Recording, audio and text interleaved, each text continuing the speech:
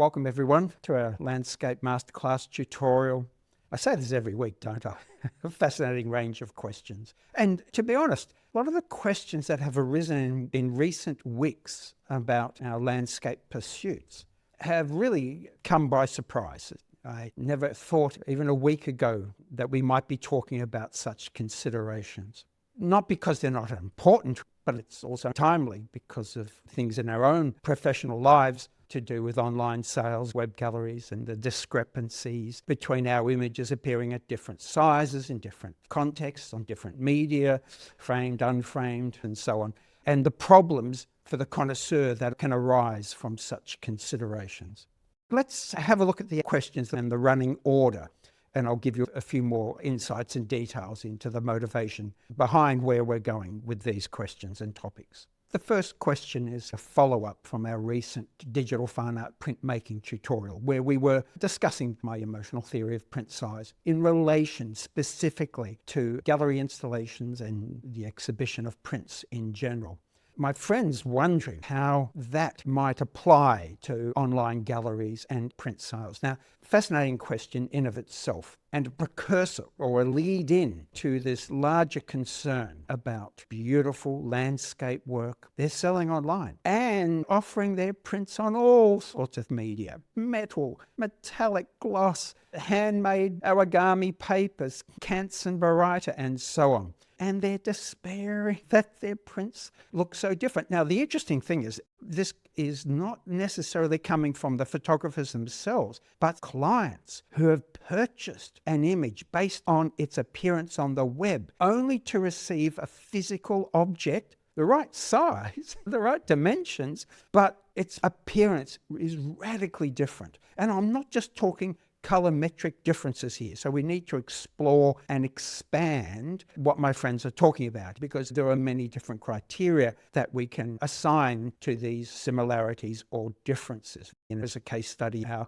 ND5 Collective's Shark Bay Inscription 2016 body of work. It's been on more or less permanent display at the Shark Bay World Heritage and Visitor Centre halfway up the Western Australian coast, thousands and thousands of kilometres from here.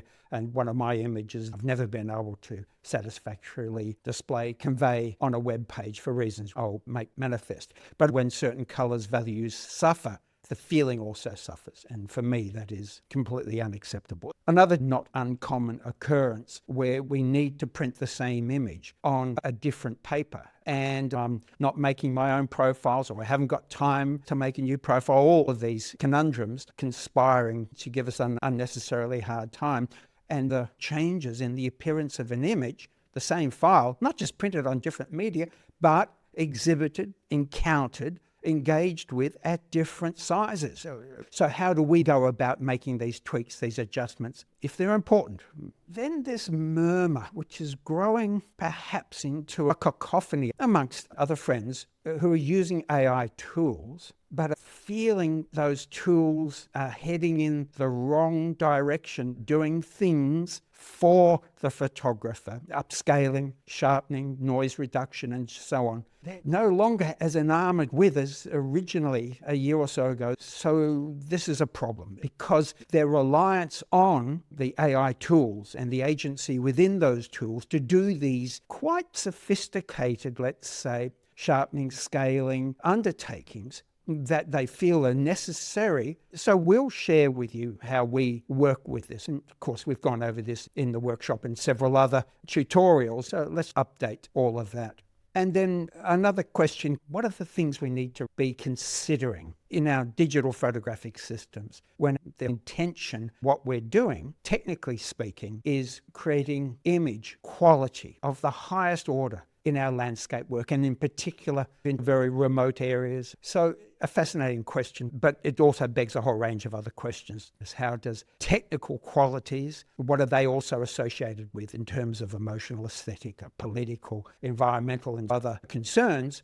But also highest quality of our images. How do we define that? And therefore, there's another discussion, a subtext going on underneath the processes and the output discussion that I think is going to be interesting to engage with. And I guess I should add one simple observation. That is the difference between a landscape photographer working primarily as a tourist rather than an explorer. Tourists make postcards. They cover ground, but they make postcards. They can be spectacularly beautiful postcards of spectacular spectacles, but they don't beg us to discover anything. Whereas the explorers exploring territories, making discoveries, sharing discoveries, is something profoundly different. And unfortunately, at least from our conceited point of view, tedious images are always more or less a product of conveying something rather than sharing discoveries. So I think it's probably not unhelpful to keep those distinctions in mind as a precursor to talking about how we associate technical qualities of a machine-mediated art form like photography and pairing those against aesthetic considerations or other metrics about highest image quality, remembering that an inquiring mind admits to what we do not know, but are seeking answers to, rather than the bluster and ego we see exhibited in all genres, but for some reason we seem to notice more in landscape photography than elsewhere. So let's start at the beginning, thinking about our emotional theory of print size and all of the factors potentially involved that we can use or be aware of and be wary of in the production of our work. But it's not just scale. There is a whole raft of other considerations. Let me show you a couple of them. Here I am in Photoshop. It's an A4 sheet. I've created a large square and a small square, and both are filled with exactly the same color. My info palette doesn't lie. It tells me 64 levels of red, 128 levels of green, 192 levels of blue, encoded in the sRGB color gamut. But look at how different these two colors are against a white background. Look at how much brighter and saturated it is. Look at how darker and less saturated it is. And if I turn on a simple exposure adjustment, mask that effect into the large rectangle, before and after. Now they're balancing, but there's a significant difference. And that's with a white background. What if we put them against a dark background? And this is now brighter, and we call this volumetrics. This is based on the simple principle known as simultaneous contrast, or the surround effect, that the environment determines what we see within it. The problem is, when this is a small print and exactly the same area becomes this size in a larger print, when they're viewed from the same distance, side by side at the same magnification, then we see differences. Now, we call this volumetrics. The color is right. It's the right tone, hue, colorfulness. There's just too much of it. Okay, that's just one example. What about gamut? As I showed you in a recent tutorial, how 10 color versus 12 color ink sets, and in this case from contemporary Epson printers and these extended gamuts, which we compare and contrast with capture gamuts, the viewing gamuts on screen. Have a look at this. This is just a simple 2D gamut mapping where the black outline is the gamut of sRGB. That larger color outline is the mapping of an Epson 9500 12 color printer, and this is on Canson Platine Fiber Rag, where there are some colors within an sRGB gamut that extends beyond what can be printed. So let's put this into a real world context. Let's go into our ND5 website, and Andre and I in the studio mounting some of our images, the different bodies of work that are on this website. Here's the Shark Bay Inscription 2016, our individual galleries, the artist statement I wrote, and 10 years later, we're about to remake all of the exhibition prints, the artist proofs that have been pretty much on permanent display at the Shark Bay World Heritage and Visitor Centre, halfway up the Western Australian coast, thousands and thousands of kilometres from here. And as a case study, I'll go into my gallery, and in particular this image, from thumbnails to this scale on my monitor. Now, the problem, I'm looking at this in the sRGB color space, and it is dead on arrival. What do you mean? There's the actual file, pushing the limits of the Adobe RGB brackets 1998 gamut. So let's look at this analytically and try and understand why I'm so disappointed. And certainly when I look at the print on the wall behind me, it is a totally different experience. Here we are in ColorThink. I've loaded that file in Adobe RGB. Let's map that into three-dimensional color space. And let's add the sRGB gamut on the web page, in the web gallery. And oh my goodness gracious, man, the enormous amount of critical values in my file that cannot be represented within the sRGB gamut. This is why I hate looking at my image in a web gallery compared to a print. Now, that's just a colorimetric evaluation of what is really going on. The problem is, all of these cyan blues, most of the image is suffering terribly. And therefore, my feelings also suffer and my intentions are radically compromised. And then when we go in and look at the annotations, the price lists for these prints that are for sale, not the sacrificial exhibition prints, permanent display at the Shark Bay World Heritage and Visitor Centre, 2 editions, either 53 by 53 inches or 38 by 38 inches.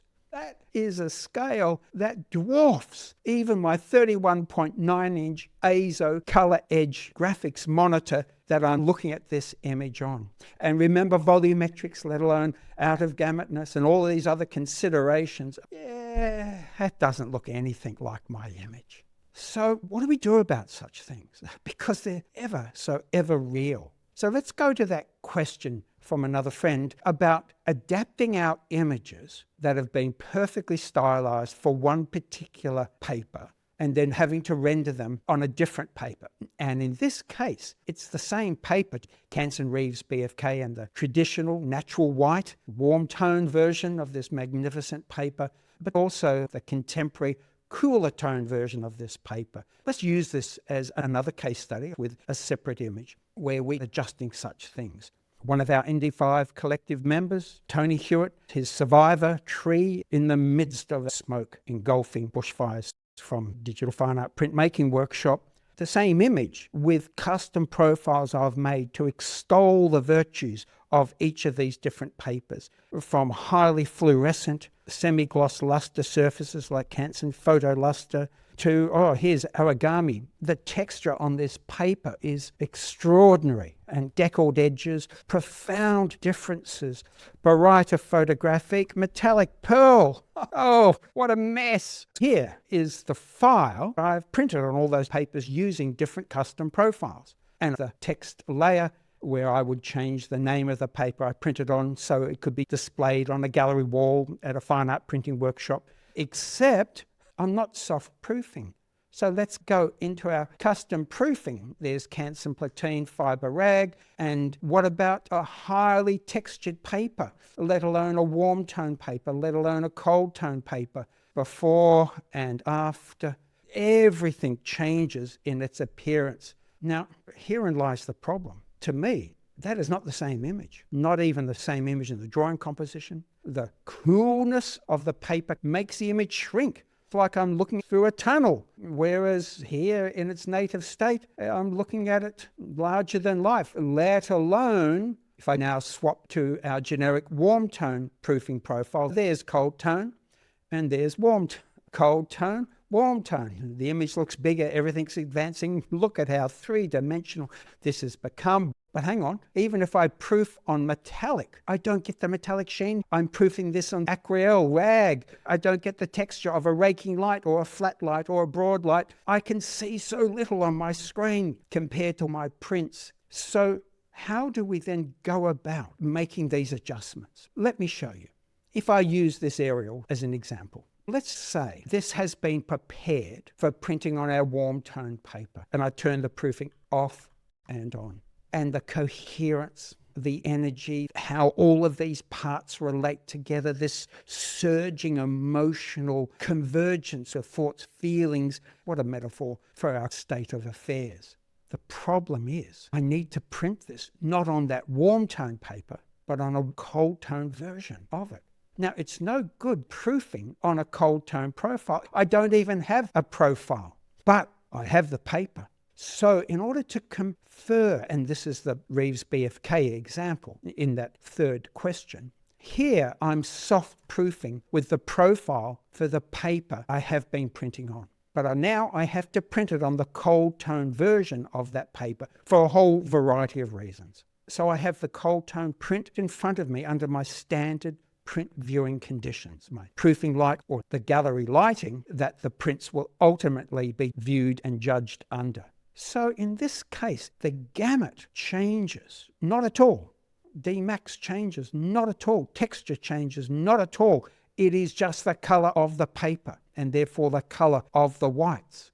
So all we do is add a white balance layer and do a white point shift to make the appearance of my image look like this image printed on the colder toned paper. Just a white point shift. Of course, I then don't print this image because I'll make the difference even worse. All I have to do is plus the minuses or minus the pluses. So I do completely the opposite. I add to it the warmth that the cold tone paper is going to take away. So from -11 to +11, that is what we now print.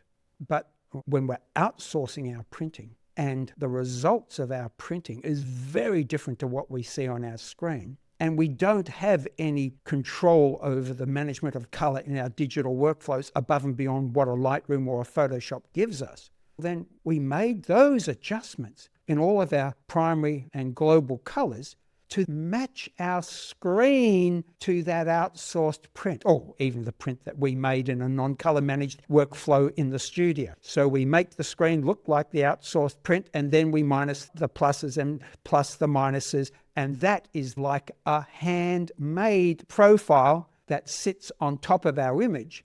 We don't edit the image with that on, but we send that combination to the printer to correct its difference to what we see on our uncalibrated screen. So that's just a few hints and clues as to how we go about dealing with issues like volumetrics, gamut differences, gamut compression, and so forth, between the display of our images on our web galleries, in exhibition, prints for sale, and so on.